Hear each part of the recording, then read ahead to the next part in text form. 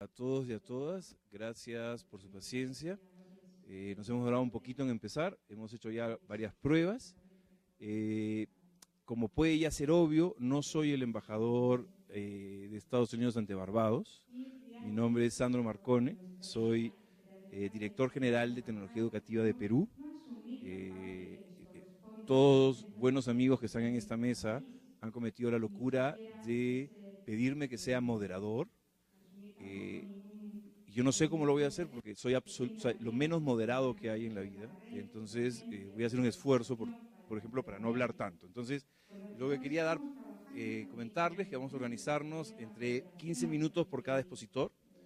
La idea es que tengamos mucha discusión y mucha conversación con ustedes, entonces por eso sería avanzar rápido con las presentaciones para más bien luego empezar a contestar las preguntas. Estaba interesado por una traducción del título en inglés, ¿no? Y hemos llegado a un consenso sobre que la mesa se trata de fomentar la ventaja comparativa de América Latina, ¿no? A través de sistemas de desarrollo profesional docente. ¿Sí? ¿Estamos bien? ¿Todos de acuerdo? Perfecto.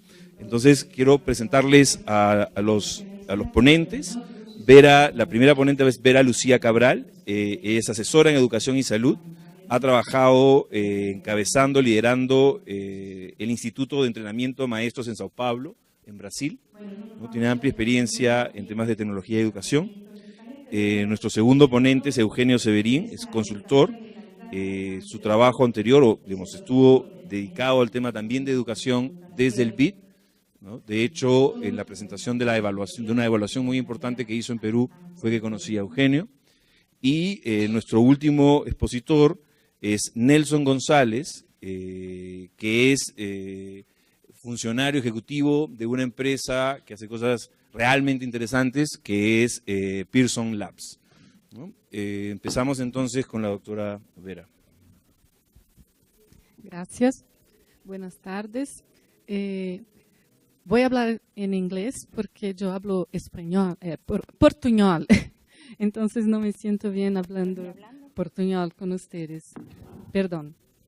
Well, thank you for being here. It's a great pleasure to be at Virtual Educa here in Colombia.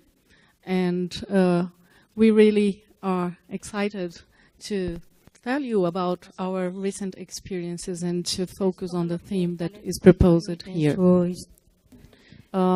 Fostering Latin America comparative advantage through learning innovation, especially based on participa en STEM diversos proyectos and internacionales, professional ha development. consolidado un equipo de expertos y esto es importantísimo I think porque en la medida que expertos en los distintos países I think we have a problem. Let's, okay? Sí, sí, sí. Okay, so I do believe that we have differences between Brazil and any other countries, but we have a lot of similarities. And I would like to focus on these similarities. And to talk about this idea of fostering our possibilities of comparative advantages in Latin America, I really focused on STEM. And I brought some data. It's related to my country, but as I said, I don't think we have so many differences that it would not relate to the situation in the other countries. I said it's there or there.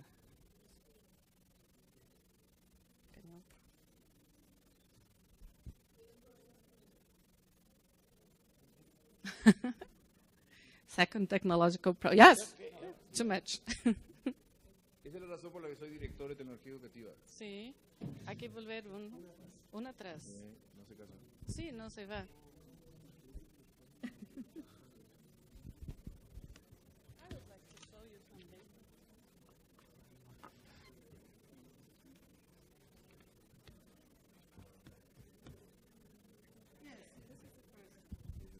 Yes. So I'm taking engineering courses and engineering student as our case for talking on our subject here. I made a short research, and just checking how many engineers we have per inhabitants. So for each 10,000 inhabitants in China, we have 3.4 engineers. In USA, we have 4.1, and in Brazil, we have 2. So besides having this, we have a very high dropout rate among engineering students. It's 43%. It means that almost half of the people that start studying engineering in Brazil, they stop. And there are many reasons for that, we will see in a moment.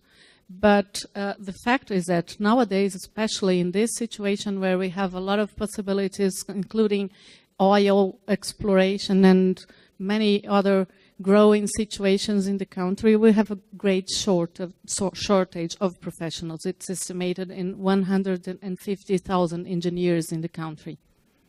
Okay? Every time it's... Well, I will go on because actually the reasons for this high dropout is basically that students that come to engineering courses, they have very poor background on math and science. And actually, when we go to the basic education sector, we see that Brazil only achieved the 5th, 7th position in math on PISA on 2009, the last year of math, among 65 countries. So we have a very poor achievement in math, considering the whole country. And of course, it does concern with the problem of dropouts. So actually, higher education institutions, they spend a lot of their time just trying to bring students to a certain level, and they don't get to practice very soon. This is what they really have as a diagnosis for the problem. And also, engineering courses are not structured to generate the type of professionals needed at productive sectors. Well, this can be directly related to the problems that we have in basic education. I normally work with basic education, so I really like this idea because we have to make a parallel. So what happens in engineering courses is not different from what happens in basic education, especially in high school. So let's go another. Every time we have to change it. Oh, good. I brought this data too. This is from a very new research report. It was published in 2013 in April, and it's a study for the India because for them to try to develop their engineering courses.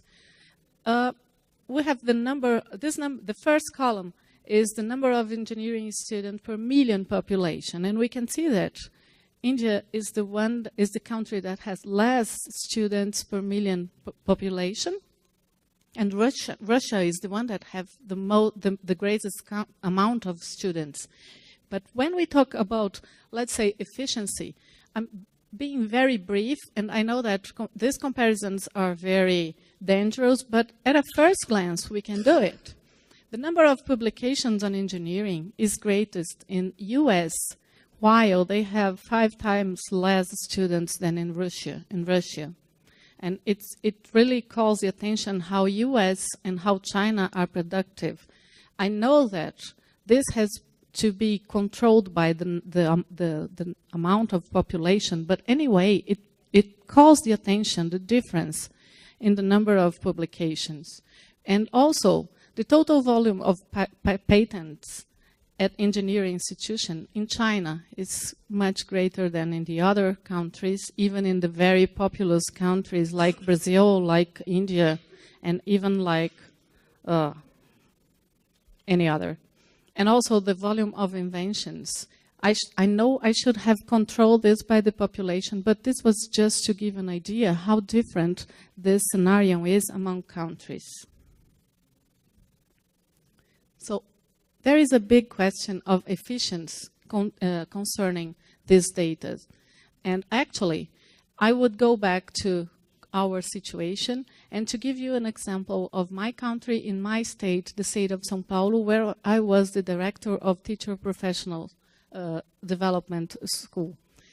We made an assessment with teachers in 2010, and we had about 12,000 math teachers that were assessed. Only 10% of them achieved grades equal or superior to 6. And we crossed this data with students who had performance of at least 2 points above the average of the state. So when we crossed these teachers with the students, we got again to 10% of the first quantity. And then 68 of these teachers volunteered to be followed during 10 months, well, less than that, during a few months, where we had classes observations and recording of the classes, looking for best practices. And what we found is that among 1,000 classes that were recorded, only 40 of them were selected as first, maybe best practices. And actually only 12 were considered best practices.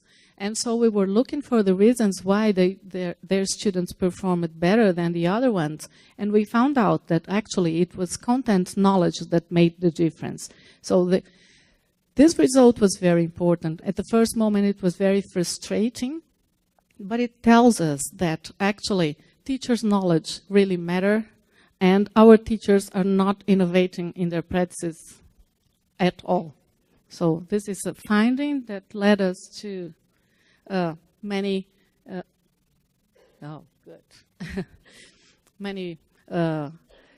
steps concerning our professional development program.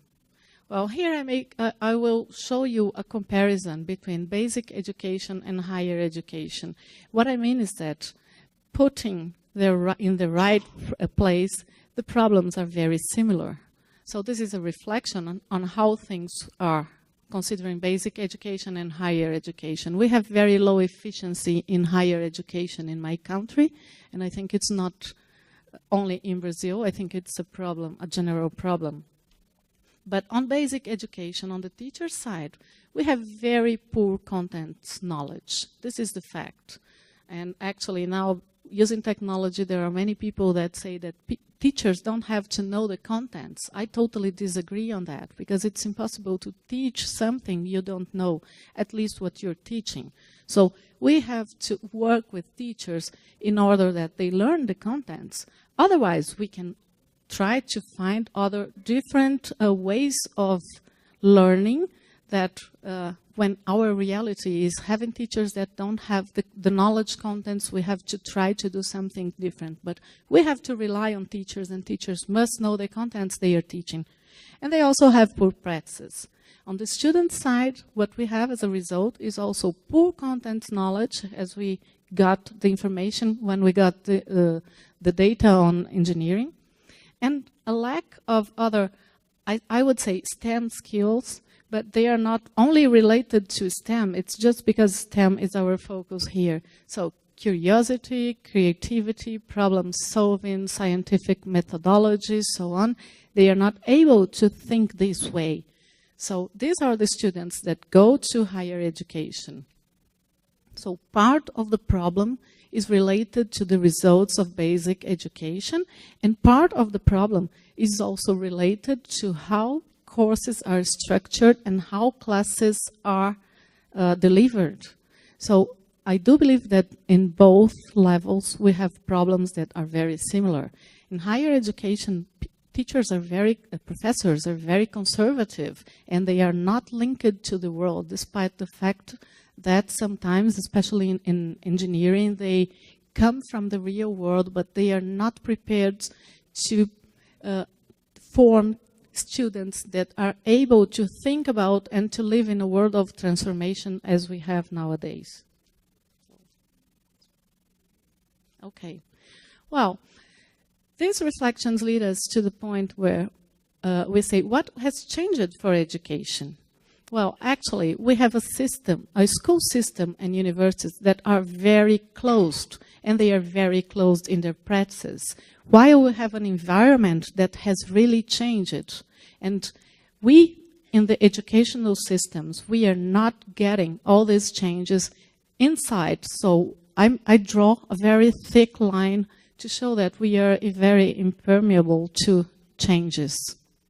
And I always say that we are not talking about concepts in education that are so different. Actually, we have always talked about learning with the teachers, about learning with the communities, about bringing parents, and about doing all the things that teaching and learning in the best way, the way that fits better the students, the way that everyone can learn. But actually, we now have the tools, and we are not open to the tools. So this is the big problem that I believe. So all these ideas are not new theoretically, but now we have the possibility to bring them into education. So this is what technology can effectively do to education. Well, let's move to the other, please.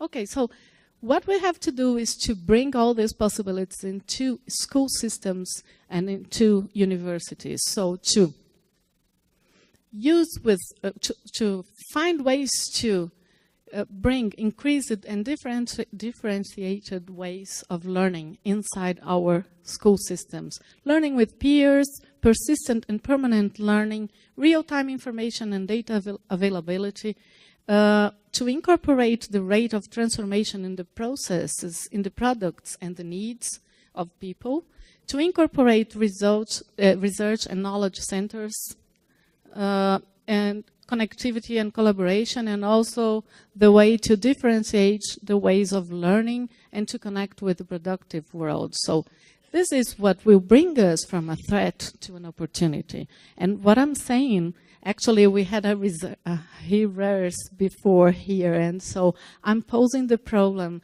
and my two colleagues here will show you some examples of what happened. Please.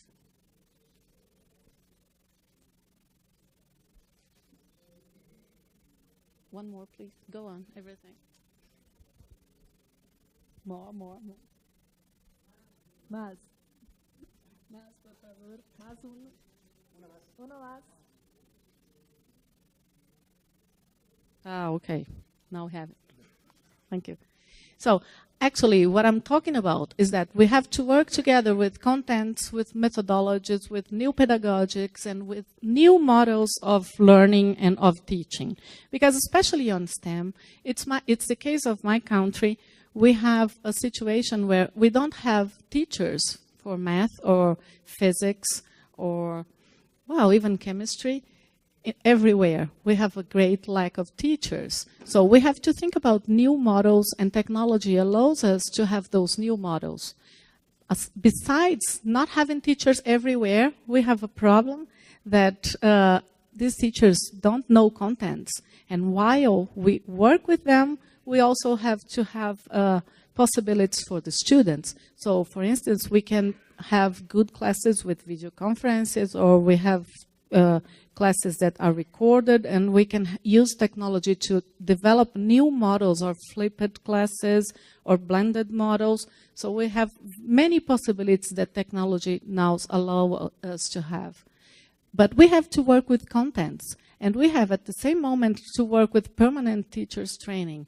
And when we talk about teachers training, I put a great emphasis on this, because normally we talk about the students, and for teachers we do exactly the same that we did 20 years ago. We have to work with the teachers the same way we work with the students. So we talk about adaptive learning for students, but we don't talk about adaptive learning for teachers. And this is a great opportunity.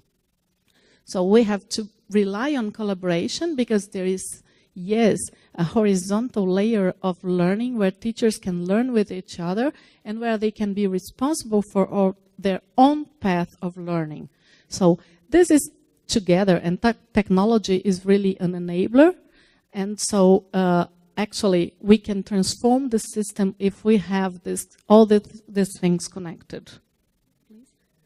Well, and just to end my presentation, I would to sum it here and give you some data. So this is when you talk about a transformational project, we have to find adequate technology and tools. We have to have mobilization towards the project. And we have to have learning with the implementation process.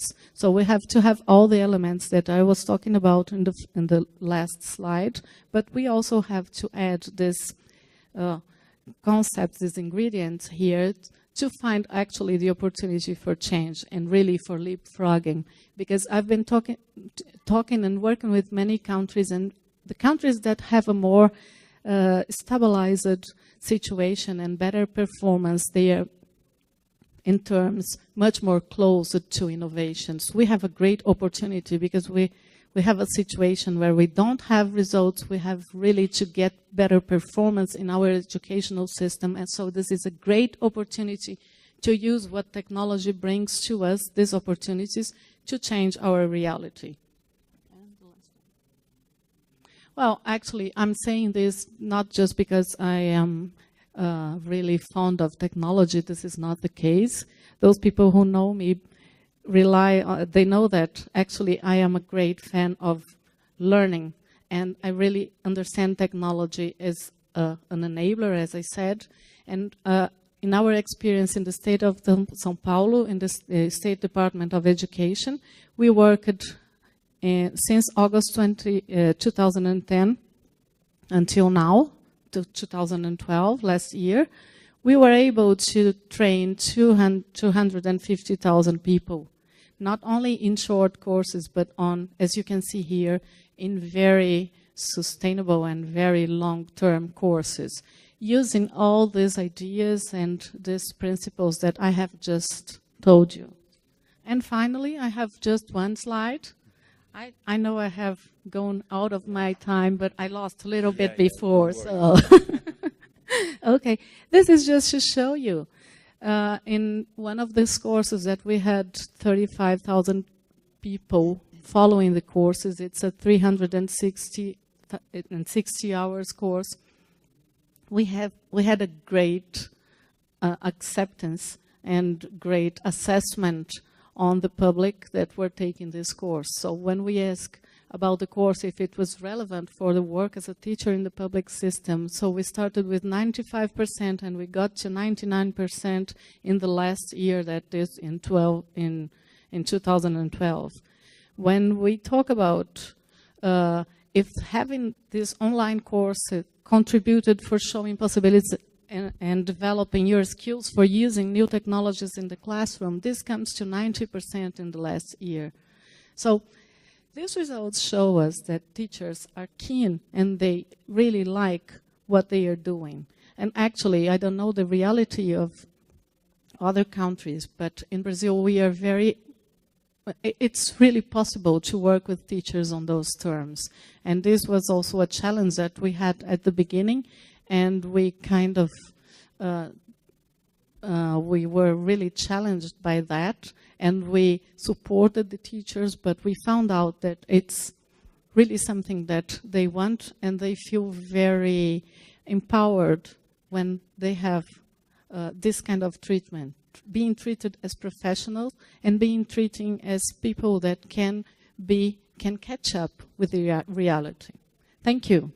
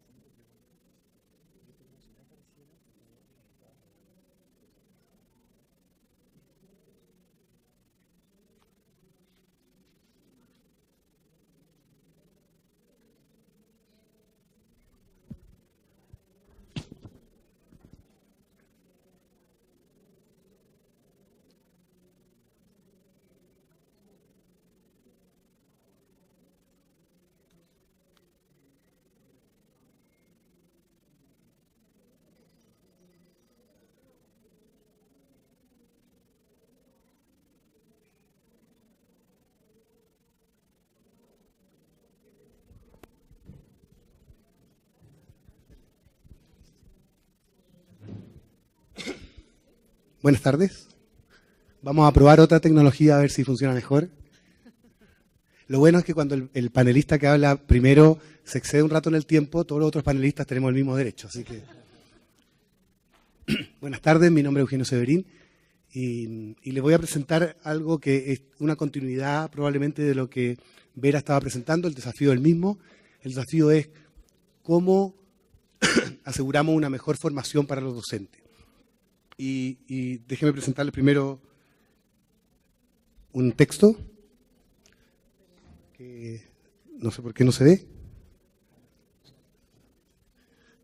Parece que la tecnología nueva tampoco está funcionando. Ahí sí, ahí está. Se soltó el cable.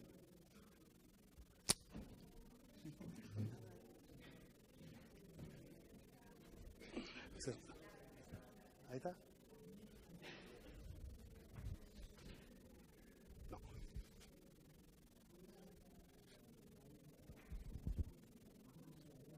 Ahí sí.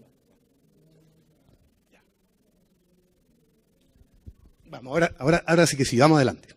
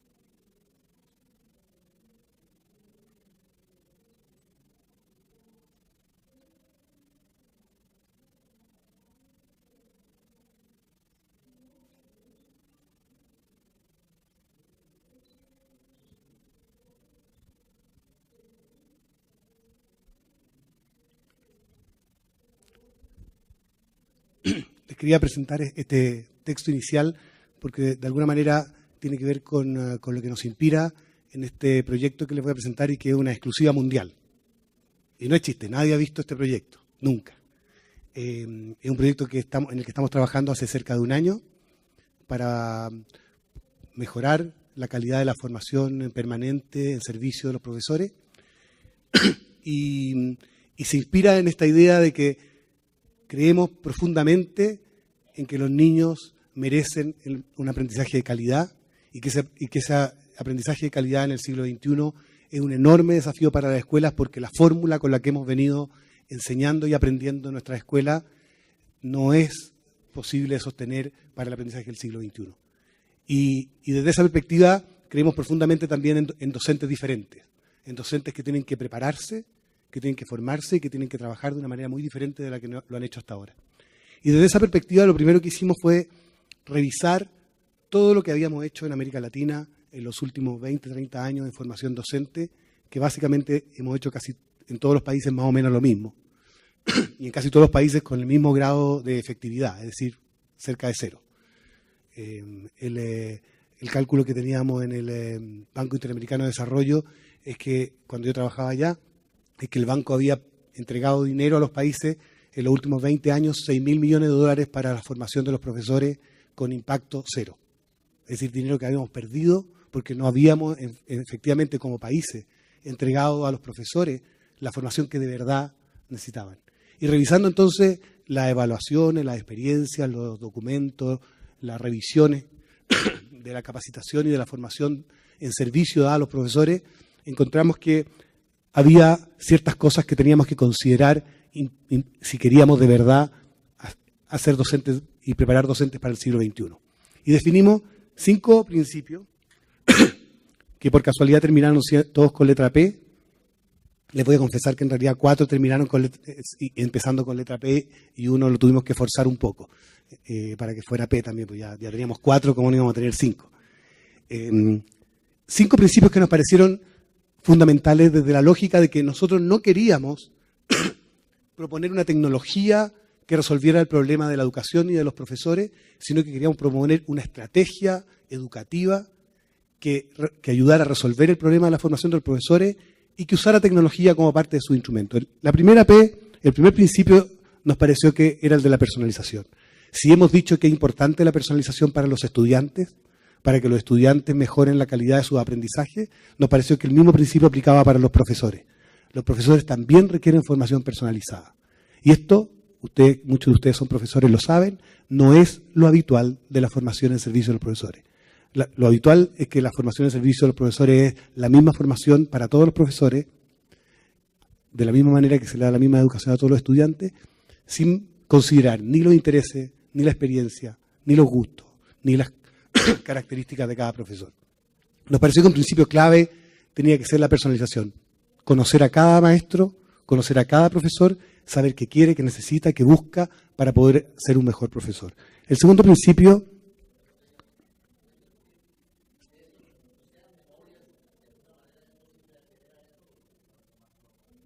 No sé, ¿hay alguien de Virtual Educa aquí?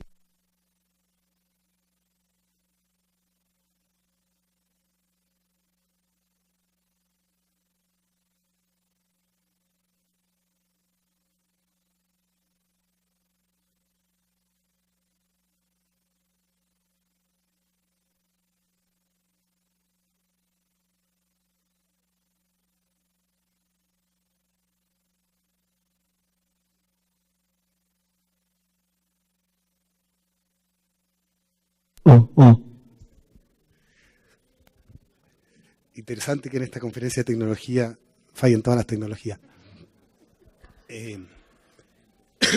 Bueno, les decía entonces que el segundo principio, el de los pares, de la revisión que hicimos y del trabajo que hicimos con profesores, nos salió como fundamental, es que los profesores quieren aprender de otros profesores. La línea de expertos que le enseñan los profesores ha demostrado una enorme barrera, porque los profesores, cuando ven a un experto, por experto que sea, por sabio que sea, que viene desde la academia, a transmitir ciertas habilidades que el profesor debiera tener, la reacción natural del profesor es decir, pero ¿qué sabe este experto de lo que es ser profesor? ¿Qué sabe de lo que es estar en el aula con 30, 40 niños? Él no conoce mi realidad. Y nos pareció fundamental, entonces, el principio de que fueran pares. Otros profesores lo que enseñan a los profesores que han encontrado soluciones efectivas y que pueden compartirlas con otros. El tercer principio que nos pareció importante en nuestra revisión fue el de la práctica. La formación de los profesores, la formación inicial y la formación de servicio está muy centrada en la teoría, muy centrada en lo conceptual. Y nos parecía fundamental que si queríamos proponer algo nuevo para los profesores, esto debía estar centrado en la práctica docente, cómo hacer mejor las cosas en el aula. El cuarto principio, el de la permanente. Perdón, estoy un poco resfriado. Nos pareció también que esto era una enseñanza fundamental, tan de sentido común, y sin embargo todos los países de América Latina cometemos el mismo error. La capacitación de los profesores se hace una vez al año, durante 2 semanas, en el peor momento de la vida de los profesores, cuando acaban de terminar el año escolar y están hasta aquí, agotados, muertos, con 2 neuronas disponibles. Una que se usa para revisar lo que acaban de terminar en el año, a ver si no les faltó nada, y la otra que está pensando en las vacaciones. Y en ese momento entonces los metemos y los encerramos 2 semanas de capacitación y creemos que vamos a poder aportar al cambio de sus prácticas. Pero lo peor es que después de eso vienen 2 meses de vacaciones. Y después de esos 2 meses queremos que los profesores recuerden algo de lo que aprendieron en esas 2 semanas de capacitación. Lo hacemos en toda América Latina y uno lo cuenta ahora y dice, oh, obvio que es un error. Pero lo hacemos y lo seguimos haciendo en América Latina todos los años, en todos los países. Nos pareció que era clave que entender que la formación del profesor es un proceso permanente a lo largo del año y a lo largo de toda su carrera. Y el cuarto principio, que de alguna manera resume los 4 anteriores, es la profesionalización. Nos pareció que uno de los errores grandes que hemos cometido en América Latina es desprofesionalizar a los profesores, transformarlos en actores que tienen que repetir el guión que decidió el ministerio, que decidió el alcalde, que decidió el dueño del colegio. Cuando los profesores son profesionales, que tienen que ser capaces de ejercer con criterio, con experiencia y con conocimiento en el aula a partir de lo que tienen ahí. Y necesitan, por lo tanto, tener instrumentos y herramientas para eso. No es, el profesor es un profesional y teníamos que buscar una forma de devolver ese estatus de profesional a los profesores.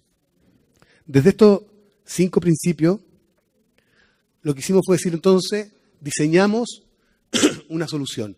Y aquí hay 2 formas de describir lo que diseñamos. Primero, una descripción técnica. Lo que hicimos fue crear una red docente personalizada de prácticas educativas efectivas. Esa es la definición técnica. La que a mí me gusta más es la segunda. Lo que estamos tratando de hacer es desarrollar un proyecto que les devuelva a los profesores la pasión por enseñar. Que les devuelva eso que los llevó a ser profesores y que después entre burocracias, demanda, sobreexigencia, etcétera, fueron perdiendo. Esa falta de ganas que se fue creando en ellos producto de todas estas dificultades. Nosotros estamos tratando de crear ambiciosamente un proyecto que les devuelva a los profesores la pasión por enseñar. Y lo hicimos, y me quedan 4 minutos para hacer esto, definiendo 4 pilares de esta estrategia. Lo primero, tiene que descontarme las veces que toso, ¿no? Okay. Lo primero es que definimos un modelo de acción educativa que tenía estos 4 pilares. Primero, perfilamiento. Si queríamos personalizar, si queríamos reconocer a los profesores como profesionales, teníamos que tener una solución que fuera capaz de conocer a cada profesor, que sea capaz de distinguir las habilidades, las ventajas, las debilidades, las dificultades y las expectativas de cada profesor. Tener un perfil claro de cada uno de nuestros usuarios. Lo segundo, cursos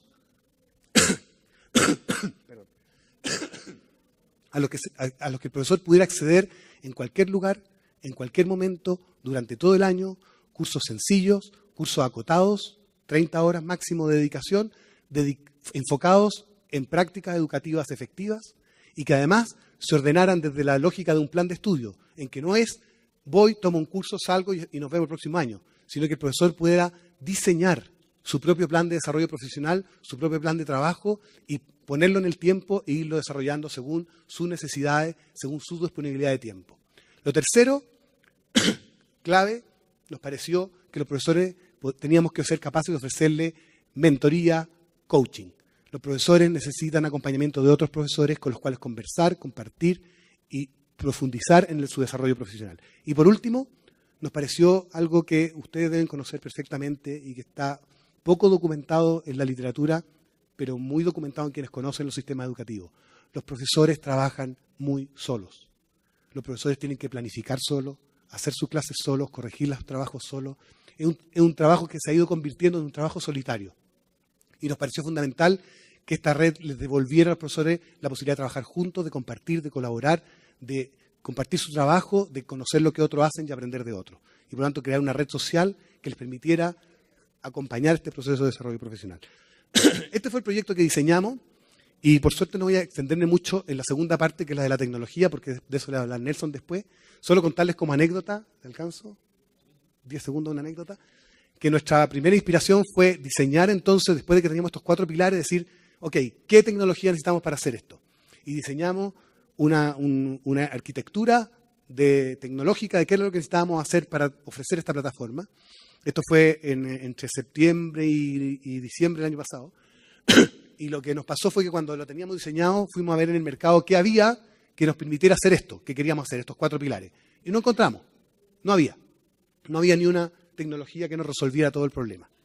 Y entonces lo que hicimos fue diseñar una segunda arquitectura que decía, bueno, vamos a tomar un poquito de esta herramienta, vamos a tomar un poco de esta otra plataforma, vamos a tomar esto de acá y vamos a hacer un desarrollo para integrarlo y Dios nos pille confesado de qué resulta de eso.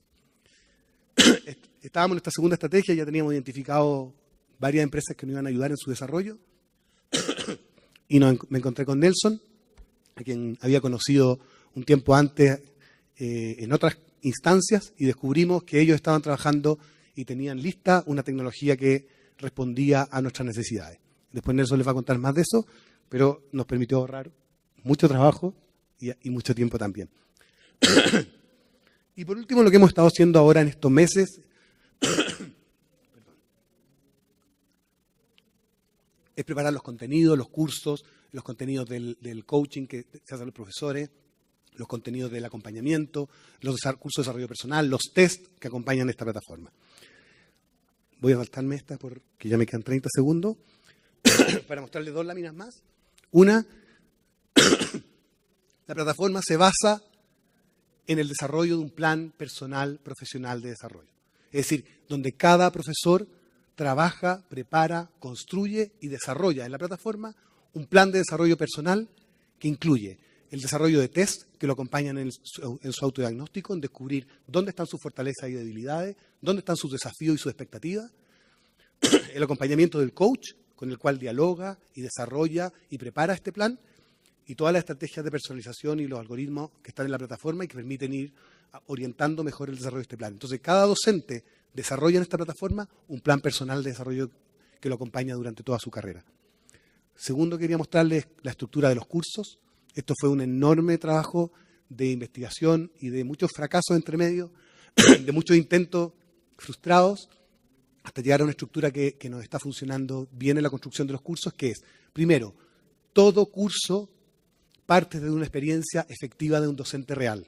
Un profesor que en un contexto real, en un aula real, ha encontrado una fórmula para enseñar una materia y puede compartir eso con otro. Y puede compartir cómo lo hace, por qué lo hizo así, qué le resultó, qué no le resultó. Y esta es la experiencia fundante de cada curso. Es un profesor que cuenta una experiencia. Sobre esa experiencia, lo que hacemos es proponerle a los profesores que están tomando ese curso 3 ámbitos de reflexión. Reflexión didáctica, la reflexión pedagógica, la reflexión disciplinar.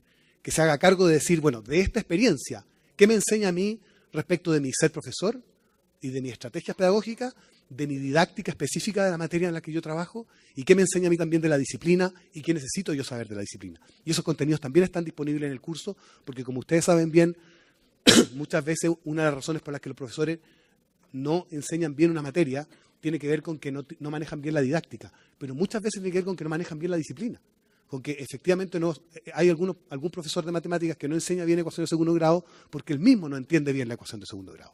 Entonces, nos pareció importante esta capa de reflexión respecto a la experiencia a partir de estos 3 ámbitos.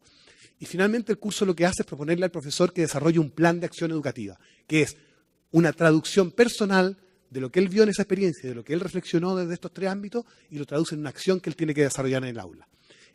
Una palabra sobre la evaluación. Tiene la plataforma propone una evaluación en 2 niveles. Primero, una evaluación que tiene que ver con el curso, con cómo el profesor desarrolla el curso y lo termina, y por lo tanto que certifica que el profesor ha participado de un conjunto de actividades que le permitan adquirir las habilidades didácticas y prácticas que están propuestas en el curso. Pero otra línea de trabajo que es muy importante, que es el desarrollo de competencias docentes, para lo cual tenemos un sistema de microcertificaciones de competencias docentes que están disponibles en toda la plataforma, no solo en los cursos, sino que también en algunas actividades en la red social, que permiten que el profesor vaya, independientemente de qué actividades o qué cursos están tomando en la plataforma, ir progresando en el desarrollo de habilidades pedagógicas. No voy a mostrar nada de la plataforma tecnológica, se lo dejo a Nelson. Y solo le quiero mostrar rápidamente en los últimos 10 segundos que me quedan algunas láminas de cómo se ve esta plataforma en términos gráficos. Esta es la portada cuando entra un profesor, donde tiene acceso ahí a la izquierda a noticias educacionales, a la derecha a los cursos que está tomando y por lo tanto puede entrar rápidamente a ellos, a su red social. Tiene acceso a su perfil, donde a la derecha pueden ustedes ver cómo están estas medallas que van microcertificando cada uno de los progresos que el profesor está teniendo en el desarrollo de competencias docentes. Está el acceso a los test, donde tenemos 3 familias de test. Test de desarrollo personal, que buscan que el profesor se conozca mejor y sepa cuáles son sus habilidades que le facilitan su actuación como profesor. Segundo, test de competencias pedagógicas, que tienen que ver directamente con competencias para el desarrollo de su trabajo en el aula. Y tercero, test de dominio curricular. Todos estos test son test de autodiagnóstico, donde la privacidad del profesor es absoluta. Es el profesor el que desarrolla estos test para conocerse mejor, para saber dónde están sus fortalezas y debilidades y para en el diálogo con su coach definir entonces cuáles son los pasos siguientes que él quiere hacer para poder ir mejorando en cada uno de estos aspectos. Este es un ejemplo de cómo se ven los test. Este es cómo son los resultados de los test. Esto es muy importante. Este aquí es donde el profesor en la plataforma ordena los cursos. Él va eligiendo qué cursos quiere tomar y después lo ordena en el tiempo. Él decide cuándo quiere empezar los cursos, cuántas horas le quiere dedicar cada semana y cómo va a trabajar en cada uno de los cursos. Y ahí ustedes pueden ver abajo que hay un gráfico que le va informando al profesor de su progreso de manera que él no se pierda en eso. Y por último está la red social donde el profesor comparte, este es el catálogo de cursos,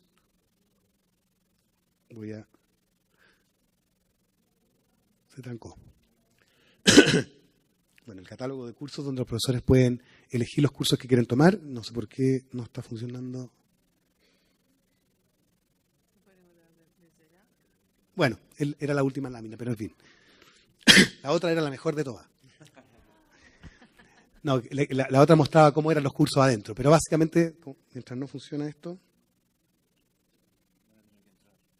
no parece que ahí funcionó. Aquí está cuando el profesor ve el detalle del curso. Todavía no me deja pasar a lo siguiente. Les cuento en un minuto. ¿Le alcanzo a contar o les puedo contar? En un minuto. Los cursos, lo que hemos diseñado es que cada uno de los cursos internamente se ven como si fueran un libro interactivo digital.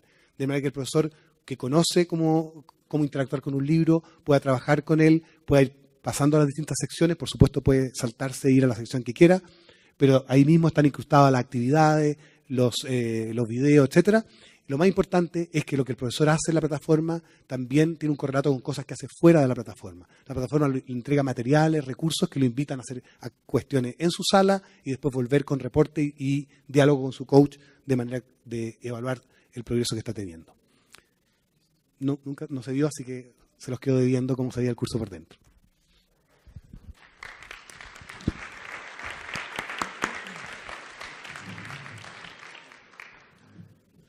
Perfecto. Nelson, ya he pasado 18 minutos en vez de 15, ¿no? Es decir, ya no tienes el comodín que le hemos dado a Vera y a Eugenio. O sea, lo tienes incorporado en el tiempo original. Es decir, y para ahorrar tiempo, luego en las preguntas, la idea es hacer un paquete de 5 preguntas, ¿no? Y dejamos que respondan y luego hacemos el siguiente paquete de preguntas, ¿sí? Bueno, gracias. Todos los 4 en esta mesa tenemos una misma pasión compartida, como dijo Eugenio, y es esa pasión para el aprendizaje. Y aunque todos nos hemos comprometido muchísimo en la tecnología y trabajamos constantemente con la tecnología, estamos aquí porque nos encanta la innovación del aprendizaje y lo que eso nos lleva a nuestros países. Y como Vera y como Eugenio hablaron, el problema que tenemos ahora es cómo implementamos estos cambios. Prácticamente, cuáles son las herramientas que vamos a usar para hacer estos cambios día a día, cada lunes, cada martes, cada semana en nuestras aulas, en nuestras universidades, en nuestros contextos. Y eso es lo que nosotros nos inspira en Declara, que es una plataforma para el aprendizaje personalizado, para docentes, para estudiantes en muchos contextos. Y lo que estamos haciendo es integrando 2 ramas de tecnología más innovadoras que se están logrando en el mundo. Nosotros estamos en Palo Alto, que es en la mitad de Silicon Valley, en California, cerca de San Francisco, y estamos viendo allá 2 revoluciones. La primera la conocemos muy bien, que es una revolución de la interacción social, de la colaboración social, que lo hacemos todos los días en Facebook, en Twitter, en Google+, en cantidades de redes en las cuales participamos como profesionales, como parientes. Y me parece que es muy importante porque nos lleva a lo que estaba diciendo Eugenio, que no estamos solos, porque como docentes, como innovadores, a veces nos sentimos muy solos porque pensamos que tenemos algunos retos que nadie tiene. Pero con las redes sociales, con la colaboración, podemos ver que no estamos solos. Y la segunda, voy otra vez a usar las palabras de Eugenio, me encantó esta frase, ayúdame a ver. Y para mí esa segunda frase es lo que tiene que ver, esta segunda rama de innovación que vemos en Silicon Valley, que es la analítica predictiva. Lo que llaman la innovación en inglés decimos big data, de datos enormes, de datos no solamente enormes, pero muy diversos. Cada vez que usamos a Facebook, cada vez que mandamos un mensaje virtual, cada vez que hablamos por Skype, estamos desarrollando datos que se están usando muchísimo para, más que todo, vendernos cosas. Pero podemos usar esos mismos datos para ayudarnos a enseñar, ayudarnos a volvernos mejores docentes. Eso es lo que queremos integrar. Entonces, estamos integrando la colaboración social con la analítica predictiva para reducir la carga que tienen docentes, estudiantes, todos los que aprenden para llevar a cabo esta práctica de innovación de aprendizaje. Entonces queremos afirmar nosotros cómo podemos afirmar que los docentes, los estudiantes mismos, somos los que vamos a llevar a cabo esta revolución en aprendizaje, y eso es lo que queremos ayudar. ¿Está trabajando? Ok, gracias. Entonces, lo que nosotros estamos tratando de hacer es, ¿cuál es la analítica que nos deja deducir una intuición que podemos usar que sale de la colaboración social, que sale de lo que hacemos juntos cuando estamos tratando de resolver los retos, y cómo podemos usar esa intuición para lograr un aprendizaje más profundo? La próxima. Y entonces, las tecnologías que estamos llevando a cabo son dos. La primera, la búsqueda semántica, que es exactamente lo que está haciendo Google y Amazon y otros. Y la analítica predictiva, que es lo que hace cualquier red social cuando nos dice, ¿le gustó este cine? ¿Por qué no mira ese? ¿Compró este libro? ¿Por qué no mira ese? Pero nos trata, como estaba diciendo, estas analíticas como consumidores. Pero nosotros queremos usar estas mismas tecnologías en plataformas como Docente al Día y otras para llevar a cabo la personalización en tiempo real. Próximo, por favor. Y una vista de estos datos puede ser para un ministro, un gerente de una compañía o de un colegio de entrenamiento para docentes, que es la integración de datos muy grandes de muchísimas bases, y verlos todos y verlos en tiempo real para poder analizar, no cuando me llegue el reporte de un consultor o la evaluación que viene al fin del año, sino ahora mismo, cuáles son los datos que necesito para la gestión del aprendizaje. Próxima, por favor. Pero también queremos darle una cara muy humana a estos datos, y esta es la interfaz que estamos desarrollando para dejarnos analizar los datos enormes, pero en forma que es muy intuitiva, que sea como leer un reloj. Aquí vemos, por ejemplo, las analíticas que salen de nuestras redes sociales, las personas que nos pueden ayudar a lograr una meta de aprendizaje, los contenidos escritos o contenidos de medios ricos como video.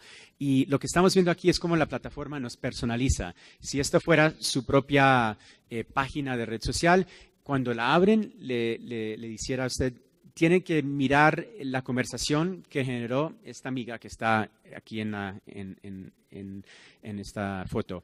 Deben de hablar con esta red de personas que están están preguntando las mismas cosas que están preguntando.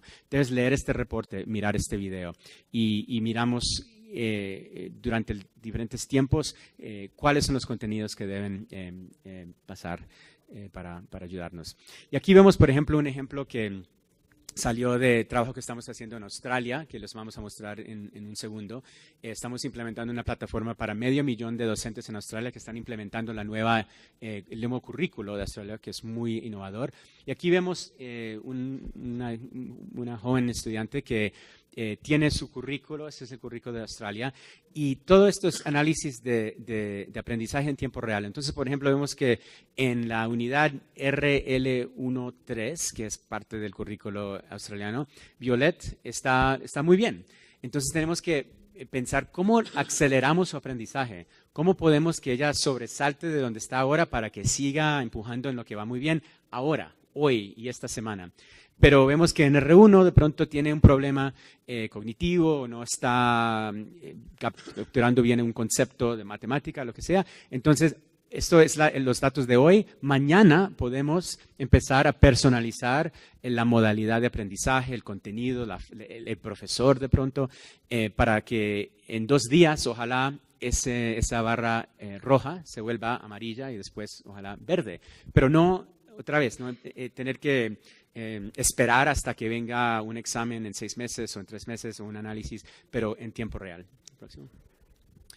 Y entonces lo que estamos haciendo simplemente es, como os dije antes, uniendo la innovación en algoritmos muy avanzados, en almacenes de datos muy grandes, con redes sociales, para poder tener la búsqueda constante de los datos, un análisis de las conversaciones que están pasando en una red social, para crear contenido, tener motores de recomendación en tiempo real y, como mostró Eugenio, las insignias, las medallas de competencias que toman un estándar de un país o de un estado y me deja ver, yo si puedo lograr 2 medallas esta semana, puedo lograr 5 puntos en ese estándar. Me deja manejar mi propio aprendizaje y no ser la víctima de exámenes que de pronto no me enseñan nada de lo que debo hacer ahora para mejorar mi aprendizaje. Bueno, entonces eso es mucha teoría. Les voy a mostrar un poco cómo esto trabaja en varios ejemplos. El primero les voy a mostrar es para el aprendizaje basado en proyectos o en retos que lo estamos usando mucho con aparatos móviles. Entonces ahora les estoy mostrando mi iPad que estoy manejando desde aquí. Y aquí ven como portafolios digitales, son como mini tesis, ¿no?, que están desarrollando estudiantes. En esta instancia están usando la crisis del agua como un marco para aprender química, biología, economía, política, cómo colaborar en medios ricos, por ejemplo. Entonces están aquí desarrollando sus portafolios digitales y aquí vemos cómo esos portafolios digitales nos están ayudando a ver cómo están aprendiendo los estudiantes. Por ejemplo, vemos que en el currículo de Colombia, por ejemplo, Tomás Aguilar va muy bien, ya casi logra, le faltan 8 puntos, pero a Raquel Moreno, hoy en día, esta semana o hoy, esta tarde, le faltan más puntos para llegar, 44 puntos. Pero eso, ¿qué le dice a un estudiante? Por eso estamos usando las insignias, las medallas para decir, para lograr esos 5 puntos, si soy Tomás, tengo que lograr mi medalla de medio ambiente, de uso de video, de uso de archivos documentales, lo que sea. Entonces podemos dar una medalla. Y podemos crear proyectos, por ejemplo, si estamos aquí en Antioquia y queremos ver cómo ganó Antioquia el premio de innovación. Y queremos estudiar eso como un ejemplo de la política. Entonces, inmediatamente llega ese proyecto a la red y voy a cambiar la vista porque quiero mostrarles que es muy importante dejarles a los estudiantes que usen aparatos móviles. Ahora estamos mirando mi teléfono y esto puede ser cualquier tableta, cualquier teléfono. Tenemos una aplicación que es muy fácil de usar, que nos deja ver exactamente la misma red que estábamos viendo antes. Podemos ver nuestras insignias, lo que debo lograr hoy o mañana, y puedo ver mi perfil. Como estaba diciendo Eugenio, es muy importante tener un perfil personalizado que nos da como un mapa cognitivo de cada estudiante, de cada docente. Y esto lo estamos usando con docentes, con estudiantes, con profesionales, con universitarios, no importa. Y podemos capturar fotos, videos, audio, datos de sensores, lo que sea. Entonces miremos las clases y vemos aquí que podemos ver el proyecto que acabamos de crear de Antioquia y el premio de innovación. Y por ejemplo, digamos que aquí estamos todos los que hicimos Antioquia ganar y les estoy dando una entrevista y tomo un video o una foto. Entonces puedo aquí decir, este es parte del currículo colombiano, unidad 1, 2, 3, 4. Puedo entrar y decir expertos de la innovación me ayudaron a entender cómo ganó Medellín el premio y puedo entrar a la red social. Inmediatamente esa entrevista está parte de la red social para que cualquiera pueda entenderla. Si alguien en Cali está preguntando la misma cosa, en Sao Paulo, podemos empezar a colaborar en tiempo real sobre lo que está pasando aquí. Está la conectividad un poco despaciosa, pero ya les da la idea de cómo puede trabajar todo esto como en una forma móvil. Bueno, les voy a mostrar ahora cómo está trabajando en Australia. Tenemos, como les dije, 500,000 de docentes trabajando. Y esto es muy importante porque Vera estaba hablando sobre lo que es la transformación de sistemas y la capacidad del docente para llevar al cabo esa transformación. Y en Australia lo que dijeron es, vamos a formar uno de los currículos más innovadores, más difíciles del mundo, pero en vez de darles a los docentes una evaluación para ver si lo están haciendo mal o no, dijeron, ustedes son los expertos. nosotros como el ministro de Educación, como los profesores de universidad que estamos haciendo los estudios para el currículo, nosotros no entendemos cómo manejar un aula. Eso es de ustedes, de los docentes. Entonces nos pidieron que implementáramos Declara para formar una red colaborativa de todos los docentes en el país de Australia para que ellos mismos, entre pares, con mentores, pudieran mirar a los retos que salen cuando están implementando el currículo para ver cómo pueden mejorar eso. Entonces aquí vemos todo lo que están hablando, hay diferentes conversaciones. Algo que nos ha entusiasmado muchísimo es que en solo 8 semanas de implementación de esta red han formado los docentes de Australia como 156 comunidades de aprendizaje independientes. Si trabaja la internet nos dejará ver que sí que hay. Un segundito, voy a apagar algo. A ver si nos ayuda. Sí, hay 157 redes que son autodirigidas y creadas. El Ministerio de Educación de Australia nos dijo, quiero 3 de matemáticas y 2 de estudios indígenas. Esto fue completamente formado por los docentes de Australia. Aquí ven, hay 157 comunidades hablando de cantidad de cosas. Bueno, es una red social muy interesante, pero como les dije, lo que estamos haciendo es mirando los datos que salen de esa interacción, de esa colaboración. Entonces podemos mirar, por ejemplo, las cosas sobre las cuales estaban hablando más y lo que podemos recomendar a un usuario aquí, como podemos ver. Pero, por ejemplo, aquí vemos que una de las cosas interesantes del currículo es que temas indígenas de los aborígenes de Australia es parte oficial del currículo. Uno tiene que volverse experto en ciertas partes de la cultura y la historia aborígena y de la cultura de las Islas Torres que quedan en Australia. Entonces, de pronto yo soy profesor de matemáticas, yo no sé nada de ese tema, pero puedo entrar y ver que hay mucha conversación. Y ya cuando entro puedo ver que hay el currículo de Australia, entran recomendaciones de cómo puedo enseñar estos temas de los indígenas, quién está trabajando sobre eso. Entonces aquí vemos el currículo de Australia, podemos entrar, como está un poco lenta la red, no voy a entrar, pero cada de estos links llega directamente al contenido que tiene que ver con lo que estaban hablando los docentes. Aquí están estrategias para enseñar y aquí está todo el contenido que está creado por los docentes mismos, conversaciones, wikis, blogs, medios ricos, cantidades de conversaciones. Y también podemos dar una visión de qué está pasando por todo el país en tiempo real. Porque, por ejemplo, si alguien aquí fuera el ministro de Educación y me pregunta cómo va la implementación del currículo. Antes, como en el aprendizaje, tendríamos que decir, bueno, voy a decirle a un consultor que me haga un análisis o vamos a ver cuando llegue la evaluación nacional. Pero aquí podemos ver en tiempo real exactamente quién está hablando sobre qué y dónde. Y nos da ese análisis de cómo están aprendiendo los docentes o pueden ser cómo están aprendiendo los estudiantes. Y ojalá logremos que entren los datos. Está muy, muy despacio.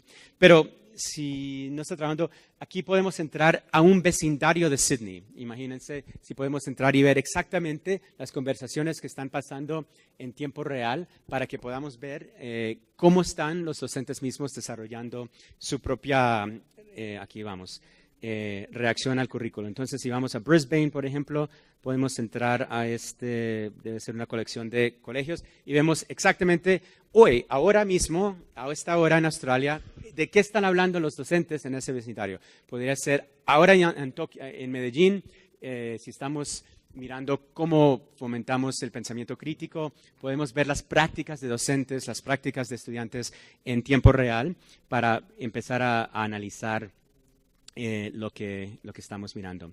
Bueno, tenemos esa en Australia. algo muy parecido en un contexto informal, que es en Afganistán.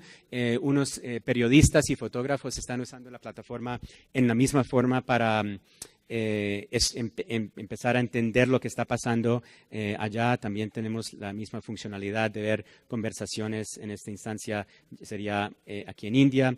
Y dentro de la plataforma estamos también tratando de ver cómo podemos medir las competencias precognitivas y no cognitivas. Siempre hablamos de la creatividad, el pensamiento crítico, las cosas que vemos aquí, pero ¿cómo las podemos medir? ¿Y cómo sabemos si las prácticas pedagógicas están trabajando? Aquí tenemos una evaluación que estamos desarrollando con la Universidad de Bristol en Inglaterra, que nos da en tiempo real, estos son los datos de varias escuelas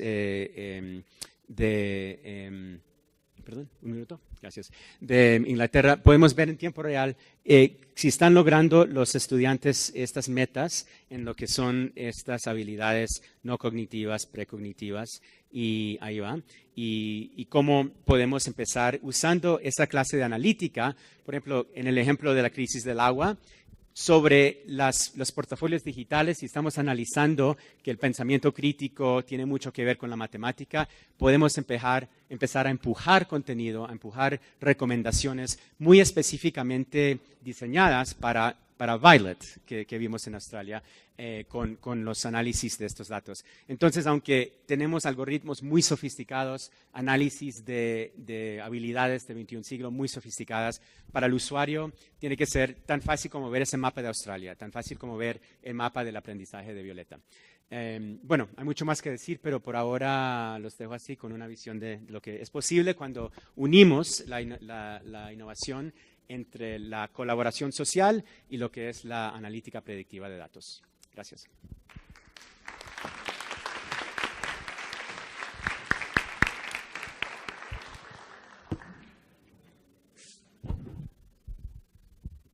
Bueno, tenemos 20 minutos para trabajar algunas preguntas. ¿Sí?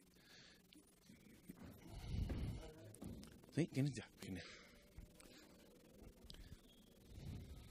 Si a la hora de hacer la pregunta pueden decirnos un poquito si soy maestro o no soy maestro, si soy maestro de ciencias, y si la pregunta va dirigida a uno de los expositores en particular, o es una pregunta suelta a la mesa, por favor.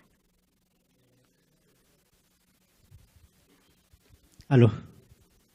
Sí, tengo una pregunta para Vera. Well, my question is, well, you talk about maths problems and maths influences on engineering courses, but I would like to know about what about language? Language, I think, could be as important as math. So, for example, here in Colombia, we have big problems on reading. We have reading problems not only in Spanish, also in English.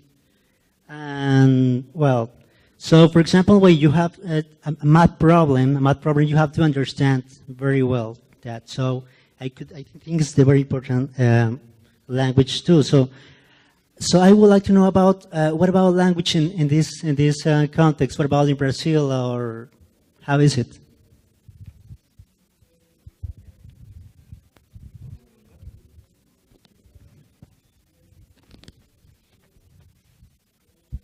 Gracias.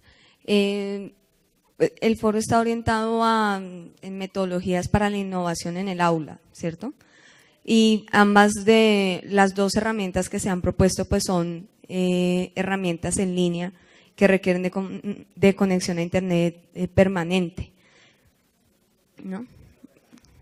No, para el aprovechamiento, pero sí se requiere una conexión a internet para realizar una interacción por lo menos en tiempo real con otros pares.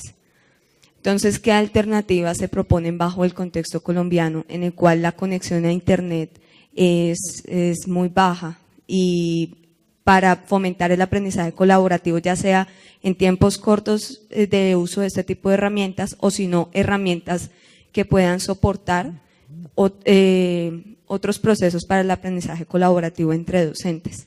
Gracias.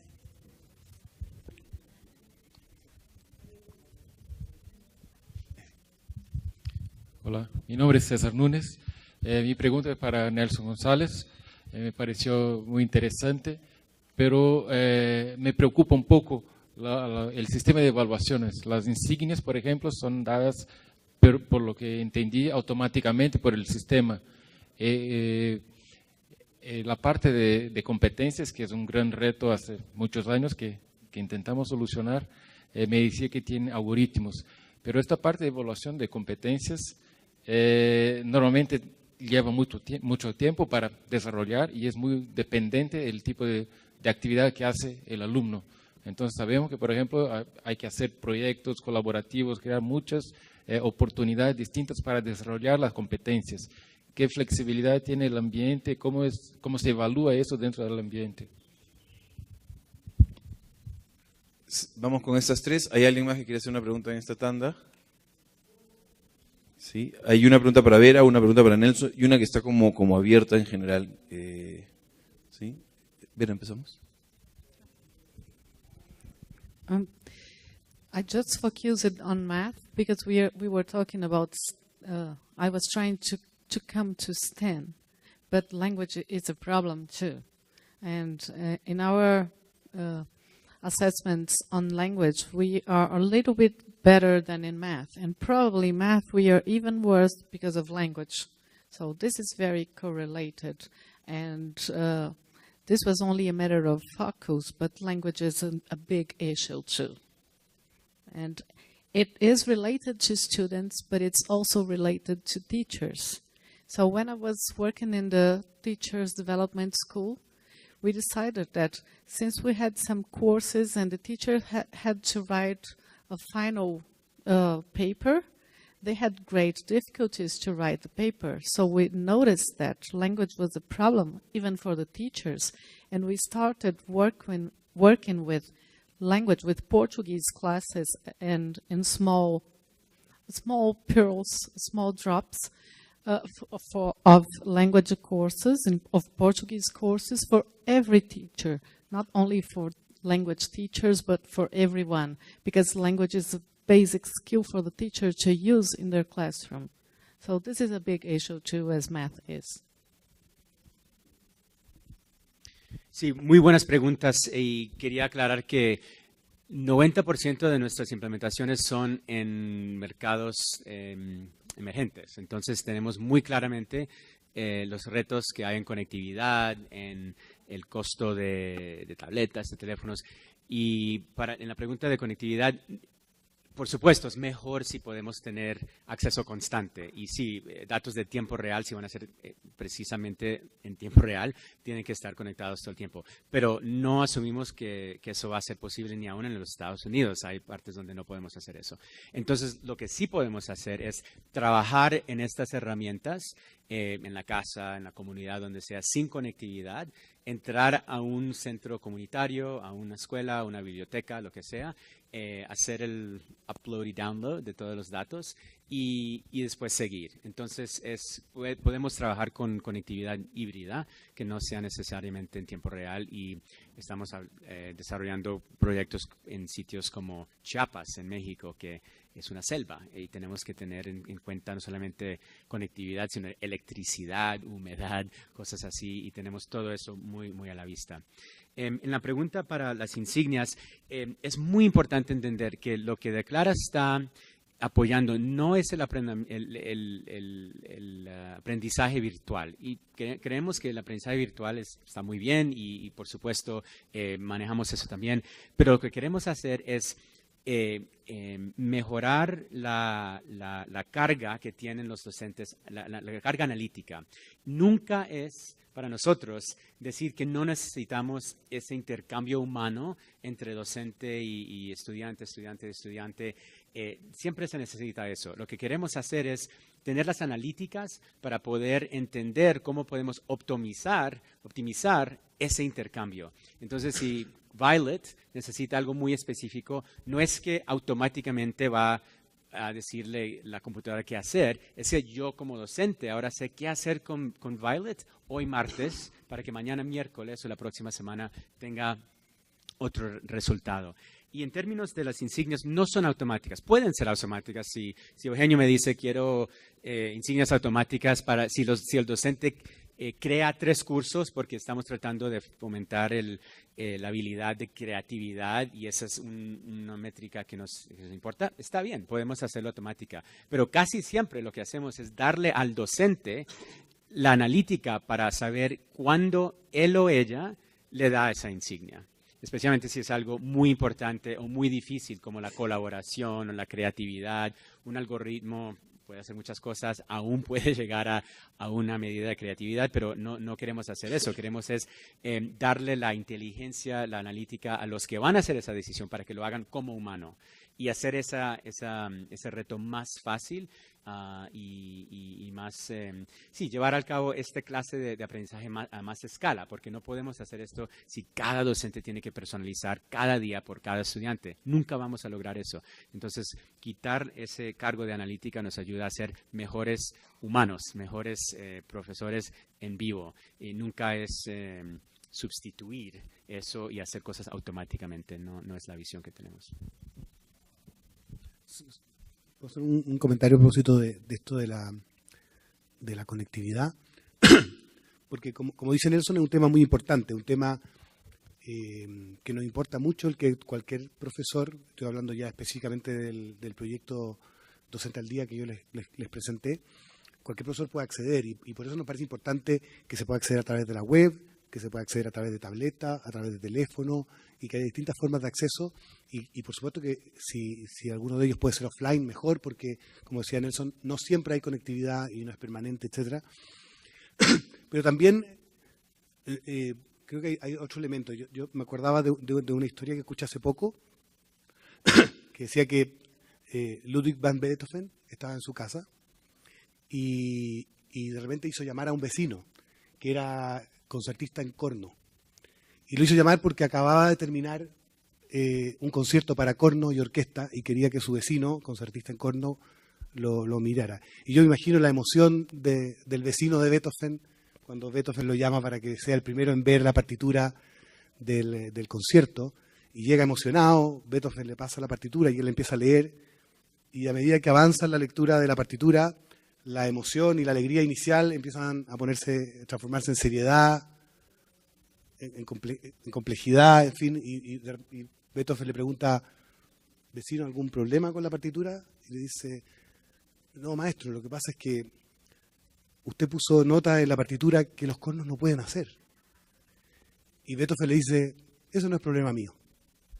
Y lo que ocurrió fue que tuvieron que inventar un corno que hiciera las notas que Beethoven había puesto en la partitura. Eso lo hizo Beethoven también con los pianos y con otras cosas, ¿no? Con esto lo que quiero decir es que yo creo que parte de lo que estamos empujando, y yo creo que todos los que ustedes están aquí y creen en la educación, es que hay que pensar fuera de los límites, hay que pensar más allá de las restricciones que hoy día tenemos. Es cierto que en nuestros países hoy día la conectividad no es ni la que quisiéramos, ni el acceso a tecnología es la que quisiéramos. Es más, muchas veces cuando hemos tenido la tecnología y la conectividad en las escuelas tampoco hemos sabido qué hacer con ella. Entonces creo que aquí hay una oportunidad en lo que estamos haciendo de darle sentido a la tecnología que está disponible y por lo tanto darle sentido a las inversiones que mañana los gobiernos tengan que hacer para asegurar que sí, todos los profesores puedan acceder a la tecnología y a la conectividad necesaria para esto. Tenemos unos casi 10 minutos más, podemos hacer una segunda ronda de preguntas. ¿Nos ayudas por favor con el micrófono?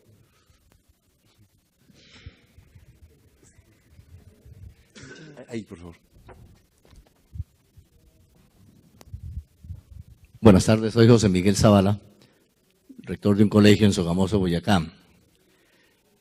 Evidentemente la función de la escuela no es solo instruir, sino lo más importante es formar a los niños como seres humanos. Por supuesto que el sistema educativo siempre ha estado rezagado frente a los avances de la ciencia y la tecnología, sobre todo después de esta última etapa donde es tan vertiginoso todo el avance en ese sentido. Y desde luego que... ¿Qué quieres? ¿Que me levante? ¿Yo? Es que me van a poner... Bueno, claro que a mí no me pueden grabar gratis, ¿no? Y por supuesto que los maestros no están dando la respuesta que el mundo del conocimiento de hoy tiene. Eso nos pasa. Y desde luego todos los instrumentos de la tecnología tienen que ayudar a enriquecer nuestra profesión. Le hago una pregunta, en Chile y en los países que ustedes conocen, ¿cuál es la carga laboral del maestro? Porque la tendencia en Colombia, sobre todo en la educación privada, es que si hay 30 horas de clase, los maestros tengan 30 horas de clase. ¿Y a qué horas un pobre maestro atiende? ¿A qué horas aprende? ¿A qué horas? Si apenas le queda el tiempo para enseñar, a veces lo que no sabe mucho, pero ¿a qué horas aprende? Y contra las pagas, en fin, ¿cuál es la media de horarios semanales en los países que ustedes conocen? Porque es que, lo que decían en la parte de la conferencia, la desprofesionalización del magisterio arranca desde cuando el gobierno quiere entender y hacernos entender que los maestros son unos obreros como cualquier obrero. Y eso no es así. Porque es que tener 40 chinitos en una clase es muy distinto a cualquier otro oficio. Y llevar sus problemas a la casa y llevar sus evaluaciones. Entonces, me parece que parte del problema del poco rendimiento del maestro es que no hay tiempo para que el maestro estudie y aprenda. Quisiera que nos contara un poquito, por ejemplo, qué pasa en Chile, qué pasa con un proyecto eso tan ambicioso y lo que el maestro tiene que atender a la formación de los niños y a qué horas aprende él. Perfecto, gracias. Hay una segunda pregunta ahí al fondo, no al fondo, sino 2 líneas atrás. Gracias. Buenas tardes, mi nombre es Camilo Sendales, soy tutor virtual de la Universidad Nacional Abierta a Distancia, aquí de Colombia. The question is for Vera. En español, no hay problema. Ok. Ok. Hay una diferencia entre los docentes que son profesionales en una licenciatura, le decimos aquí en Colombia a los que se especializan en ser docentes, respecto a los profesionales que enseñan en nuestros colegios y en nuestras universidades, pero que no son licenciados, es decir, que no se prepararon para ser docentes. Es posible que de los resultados que se mostraron, esto pueda ser una consecuencia. Gracias. Y una más allá al fondo, por favor. No, allá, primero allá, por favor, y luego aquí, sí. Buenas tardes. Mi nombre es José Fernando, trabajo en una institución como coordinador acá en Medellín, privada. Me encanta un espacio donde converjan pues, docentes y también pues, rectores y toda una comunidad académica, porque en este tipo de espacios nos hacemos muchas preguntas y quienes pertenecen pues también como al quehacer administrativo de los colegios y de las instituciones en general también. Bueno, en primera instancia, yo quisiera tocar un tema que me parece casi que un prerequisito para acercarme pues un poco como a la propuesta de ustedes. Y el prerequisito es, previo a ingresar, digamos, a esa noción de comunidad académica que proponen, yo pienso que hay que hacer un trabajo con los maestros que es bastante complicado. No sé si pasa en todos los países latinoamericanos, pero al menos en la educación que conozco, privada en Colombia, pasa algo con los maestros y es el celo frente no solamente al saber pedagógico y didáctico, incluso al saber específico, ¿cierto? Entonces, somos celosos de lo que hacemos en las aulas y no queremos compartir lo que hacemos en las aulas. Y la propuesta de ustedes es una comunidad académica, entonces, ¿cómo mediar eso que es previo y cómo hacerle entender al maestro que necesitamos una comunidad académica para que los procesos sean en serio, ¿cierto? Que no sean en serie, porque muchas veces los procesos quedan siendo en serie, ¿cierto? Y también hacer entender precisamente a esos maestros que compartiendo todos hablamos en un mismo lenguaje y que esa noción pedagógica que queremos implantar es muy parecida entre unos y otros. Entonces los estudiantes no son perdidos porque el maestro de matemáticas trabaja de una manera, pero el maestro de lenguas es lo opuesto. Esa es más o menos mi pregunta. Gracias. Aquí en la cuarta. ¿Le estás preguntando a alguien en particular o es una cosa que estás en la mesa? Yeah, okay.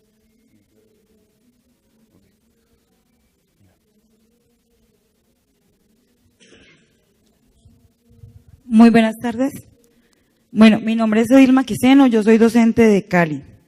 Trabajo en preescolar y primero básicamente, con los niños más pequeños.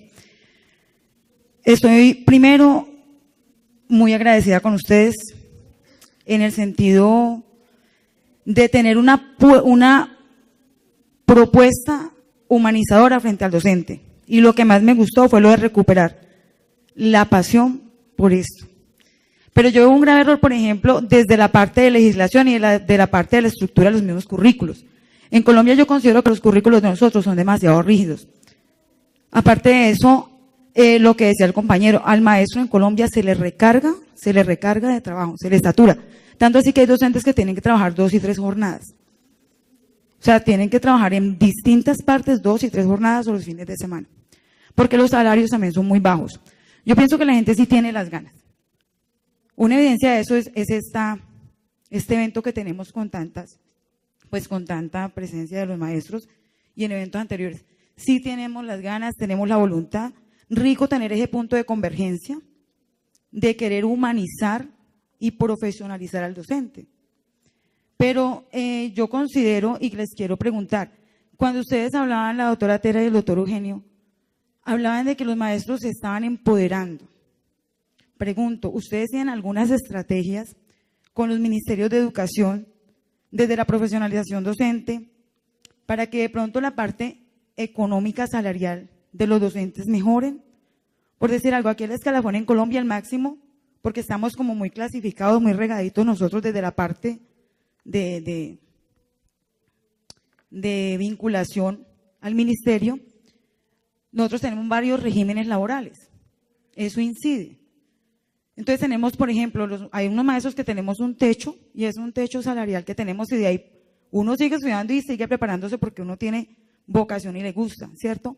Pero mucha gente de pronto no lo va a hacer. Entonces pregunto, ¿ustedes qué estrategias han implementado en los otros países y consideran de pronto que esa estrategia podría ser una buena estrategia para implementar en estos, pues, por ejemplo, aquí en Colombia?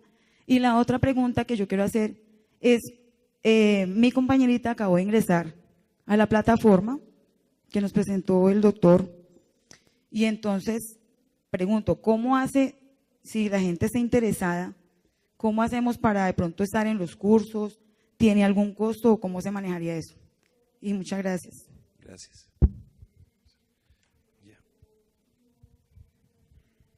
I will begin. If I speak English, everybody can follow. You have translation? Okay, so it's easier for me. I think that putting together the 2 questions, yours and hers, I would say that the situation of the maestros, professores in Brazil and in Colombia and in other countries, they are very similar because teachers have to work very hard. They have low salaries, and this is the reality. So I wouldn't add anything to what you said to our reality in Brazil and in São Paulo. But actually, if we want to change something, we have to think out of the box. This is basic, and we have to find ways to adapt.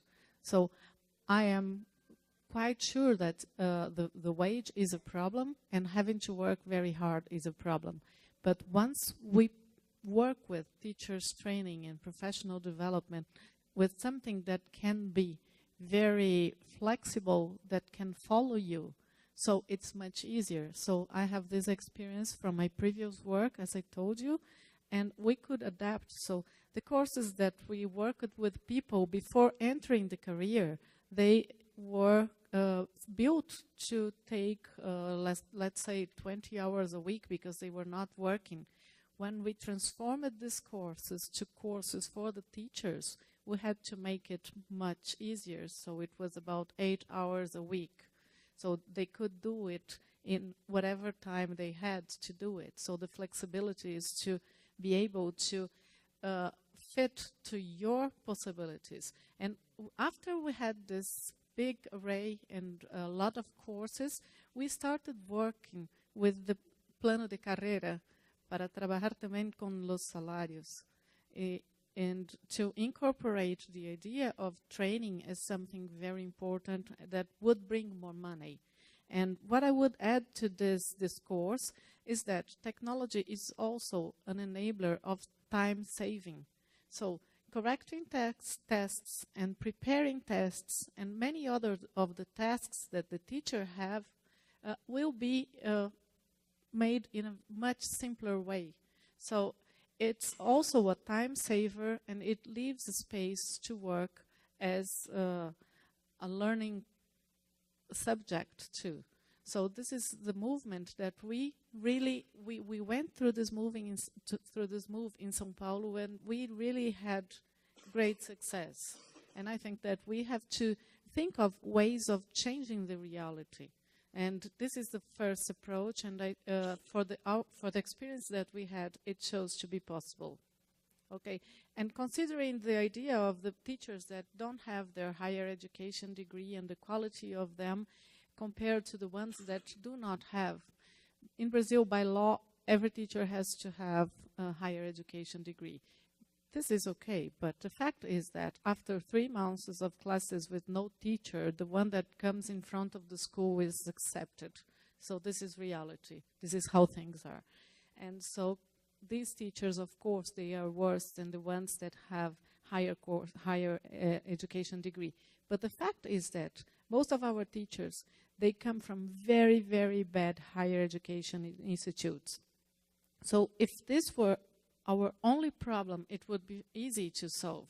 The problem is that we have a lot of teachers that have the higher education degree and they don't know contents and they don't know teaching methodologies and how to teach. So it's everything all the time. It's not only one problem.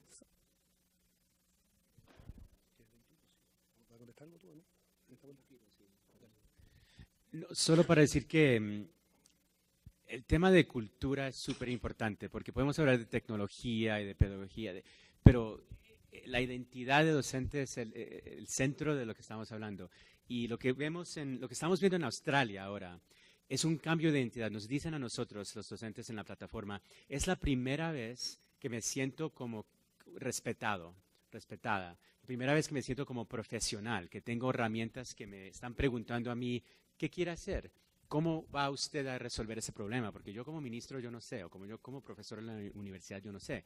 Ustedes nos dicen a nosotros qué necesitan. Eso es una revolución, porque les están escuchando a los docentes a través de esta plataforma. Esta plataforma es como una portavoz, ¿no? Está aumentando la voz de los docentes en forma visual, como lo vieron. Cada voz de cada docente está representada aún visualmente. Y eso le está dando a los docentes australianos una nueva identidad, porque ahora se sienten que son diseñadores, no laboradores como cualquier otro, pero diseñadores de experiencias y de contextos que van a lograr esta innovación de aprendizaje. Y lo que estamos viendo en Australia lo vemos en los pocos países donde esta transformación de culturas la vemos. En Japón, como me imagino que saben, cada semana los docentes tienen que estar juntos para aprender juntos, se dan tiempo para colaborar juntos y tienen que hacerlo, tienen que decir, yo cuando trato de enseñar esto trabaja, esto no. En Finlandia hacen lo mismo. Y no hay muchos más países que... Todos estamos en la misma. No es que como colombianos sea peor. En los Estados Unidos de pronto es aún peor en algunas formas. Entonces es muy importante ver cómo la tecnología nos puede ayudar a ese cambio de cultura y de identidad. Y por supuesto la política tiene que ayudar también, porque la política australiana dijo, no vamos a castigar a los profesores que no pueden hacer esto en la primera semana, vamos a ayudarlos. No es una respuesta, sino solamente decir que estamos completamente de acuerdo y la visión, esta pasión que tenemos es para llevar a cabo este cambio de identidad, ese respeto profundo al trabajo que hacen los docentes y decir qué necesitan, nos estamos dando solos. No le vamos a decir un piloto a un doctor que suerte, ahí como quieran, no, le damos herramientas, le damos inteligencia y estamos tratando de nuestra forma de hacer lo mismo para los docentes. Sí. Primero, respecto a lo que decía José Fernando, yo creo que es cierto que lo que nos ha pasado a los profesores es esto de atrincherarse en el aula, ¿no? Ante tanta exigencia, tanta demanda y tanta crítica, mejor yo hago lo mío en mi aula y que nadie me moleste mucho, y yo no molesto mucho a nadie tampoco. Y creo que una de las cosas que estamos procurando en esta plataforma que yo les presentaba, Docente al Día, es cómo generamos en los profesores un ambiente de confianza, un ambiente donde ellos sientan que pueden ser quienes son, decir lo que saben y lo que no saben, no hay sanciones detrás, no hay identificación individual, es una plataforma para el aprendizaje profesional y personal de cada profesor. Y eso creo que es bien importante como distinción para generar estos ambientes de confianza sin los cuales no es posible. Si el profesor se siente amenazado, no va a participar. El profesor tiene que sentir que está en este ambiente de confianza y de respeto donde de verdad él puede decir, efectivamente, de ecuaciones de segundo grado, llevo 10 años enseñándola y no la entiendo. Explíquenmelo. Y no hay problema. Y no va a recibir sanción, no le van a bajar el sueldo, no lo van a echar de la escuela, no hay problema. Para eso está la plataforma, para apoyarlo y acompañarlo. Y respecto de lo otro, creo que fue bien interesante lo que decía el profesor Zavala y Edilma, que tiene que ver con tantas variables que influyen en el trabajo del profesor. Y nos pasó que cuando estábamos diseñando esta plataforma, tuvimos que explícitamente decir, bueno, hay temas que nosotros no podemos resolver desde la plataforma. No podemos resolver el problema de los sueldos de los profesores, de los incentivos, de la recarga horaria, de la sobreexigencia, del currículum rígido, no lo podemos resolver. ¿Cómo hacemos para que los profesores puedan recuperar esa pasión por enseñar en ese contexto? En ese contexto que es común, como dice Nelson, a todos los países, al menos a todos los países de América Latina y Estados Unidos también. Siempre nos tratamos de convencer de que deberíamos hacerlo como Finlandia, que tiene tan buenos resultados, y hay que ir a ver cómo preparan los profesores, cómo los seleccionan y cómo les pagan a los profesores para decir, bueno, parece que nos faltan muchos años para llegar a lo que hoy día tiene Finlandia. Bueno, pero hay cosas que podemos hacer hoy día. Hay muchas cosas que podemos hacer hoy día. Y parte de lo que hacemos en la plataforma es eso, es decir, por ejemplo, cuando decimos que el profesor sea él el que decide cuántos cursos toma, cuándo los empieza, cuánto horario le va a dedicar cada semana al curso. De manera que él pueda adaptarse a su propio contexto, a su propia realidad y progresar y aprender y ver el progreso que está teniendo desde su propio ritmo. Finalmente, Edith me preguntaba por la participación en la plataforma. Yo le decía, esto es una primicia mundial. Esta es la primera vez que yo presento este proyecto en público. Está en preparación. Esperamos estar en octubre, abriéndolo en Chile. Estamos en conversaciones ya con la gente en Costa Rica y en Uruguay, para que ojalá estén a partir de comienzo del 2014, y un par de países más, espero que Brasil, también el 2014, y con Colombia yo espero aprovechar esta reunión para hablar con la gente de acá en Colombia y ver si lo podemos hacer también. Bueno, para cerrar, porque ya el tiempo nos ganó y ya son más de las 6 y todo el mundo quiere regresar a su casa. Me veo obligado, porque claro, soy funcionario público de Perú y si hay algunas cosas de reforma magisterial que creo que son fundamentales, que están preguntando. Y de hecho en el Perú todo el proyecto de reorganizar la educación ha empezado con una nueva ley de reforma magisterial, que tiene que ver con la profesionalización y que tiene que ver con la diferenciación y que tiene que ver con la meritocracia y que tiene que ver con la evaluación. Entonces, si todos creemos y estamos de acuerdo en que hay que hacer una profesionalización, esa profesionalización debe terminar efectivamente en mejores ingresos, pero mejores ingresos a aquellos que invierten más tiempo, como aquella persona que trabaja y saca tiempo donde no hay para hacer una maestría, ¿no? Y entonces eso le asegura más ingresos. Creemos, como Perú al menos, que lo que ha fallado es esa retribución. Creemos que a los maestros del Perú que han invertido tiempo donde no lo tenían, no le hemos estado pagando más, no le hemos estado pagando mejor, le hemos estado pagando igual que aquellos que no lo hacían, ¿no? Entonces, ahí hay una cosa fundamental, ¿no? Porque además, como profesionalización, hay también movilidad. Y entonces hay también una manera micro de ver esto, que es, aunque yo no tenga tiempo, pero si paso por este proceso y soy mejor profesional, ¿no? Más allá de la recompensa que es enseñarle mejor a mis alumnos, voy a tener mejores perspectivas yo, aunque el sistema educativo nacional no mejore. Y lo final es solo una pequeña reflexión que tiene que ver con una pregunta de curiosidad, ¿no? Básica. ¿Cuántos de ustedes usan Facebook? ¿Podrían levantar la mano, por favor? ¿Cuántas capacitaciones en Facebook han recibido? ¿Y en qué tiempo usan Facebook? Es decir, si una interfase pudiera entregar lo que está prometiendo esta, que ese tiempo, ¿no?, de uso social puede ser al mismo tiempo un espacio de construcción de desarrollo profesional, esa es la utopía, esa es la promesa de las tecnologías que nos une en esta mesa, ¿sí? Muchas gracias por su participación. ¿Sí? Sí. Buenas tardes. Bueno, ese es más un comentario de agradecimiento y felicitación a los ponentes por pensarse y pensar en nosotros como docentes enamorados de la pedagogía y enamorados de nuestro trabajo. Soy docente de básica primaria, atiendo los grados de preescolar a quinto. Eso implica que tengo que dar todas las áreas, así no me guste o no me incline por determinado tema o determinada ciencia en especial. Entonces es muy interesante, muy enriquecedor saber que ya hay personas que están trabajando y se están preocupando por dotar de calidad el proceso de trabajo de los docentes. Y difiero un poco con la compañera de pronto en el aspecto económico. Cada tipo de profesión tiene sus limitantes y tiene sus estímulos. Creo que eso nos diferencia de un trabajador raso o de un obrero. No somos cualquier trabajador, somos docentes, somos maestros de escuela y eso nos hace grandes y nos hace querer y amar lo que hacemos. Gracias.